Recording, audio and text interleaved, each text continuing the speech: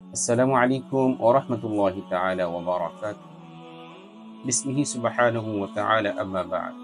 তিরমিজি শরীফের মধ্যে এসেছে রাসূল সাল্লাল্লাহু তাআলা আলাইহি ওয়াসাল্লাম যখন মেঘের বিকট আওয়াজ শুনতেন বা বজ্রপাতের গর্জন শুনতেন, তখন রাসূল সাল্লাল্লাহু তাআলা আলাইহি ওয়াসাল্লাম এই দোয়াটি পড়তেন। আল্লাহুম্মা লা তাকতুলনা বিগাদাবিক ওয়া লা তুহলিকনা বিআযাবিক ওয়া আফিনা ক্বাবলা যালিক। অর্থটি এরকম: হে আল্লাহ, আমাদেরকে আপনার গুসা ক্রোধ দিয়ে আমাদেরকে জ্বালিয়ে পুড়িয়ে শেষ করবেন না, আমাদেরকে ধ্বংস করে দিবেন না, আপনার ক্রোধ দিয়ে আমাদেরকে ধ্বংস করে দিবেন না, এবং আপনার শাস্তি দিয়ে আমাদেরকে ধ্বংস করবেন না, বরং এর আগেই, অর্থাৎ আমাদেরকে ধ্বংস করার আগেই আপনি আমাদেরকে নিরাপত্তা দান করুন।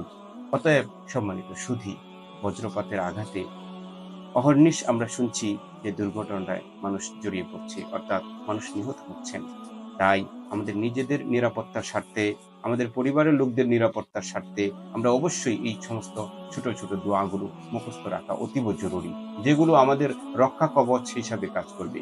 অর্থাৎ এই দোয়াগুলো পাঠ করার দরুন আল্লাহ সুবহানাহু ওয়া তাআলা আকস্মিক বালা মুসিবত থেকে আমাদেরকে আল্লাহ তাআলা কিন্তু নিরাপত্তায় চাদরে বেষ্টন করে রাখবেন, এবং অনাকাঙ্ক্ষিত দুর্ঘটনা থেকে কিন্তু আল্লাহ তাআলা আমাদেরকে এই দোয়াগুলোর কারণে, দোয়াগুলোর বদৌলতে আল্লাহ তাআলা কিন্তু নিষ্কৃতি দান করবেন, উত্তরণ দান করবেন, মুক্তি দান করবেন। তাই আসুন আমরা এই ছোটখাটো দোয়াগুলো আমরা জেনে নেই, এবং বিপদ মুহূর্তে এগুলো যেন আমরা ভুলে না যাই।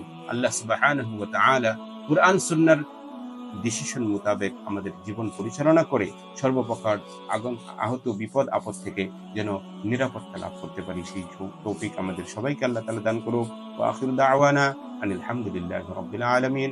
আসসালামু আলাইকুম ওয়া রাহমাতুল্লাহি ওয়া বারাকাতুহু।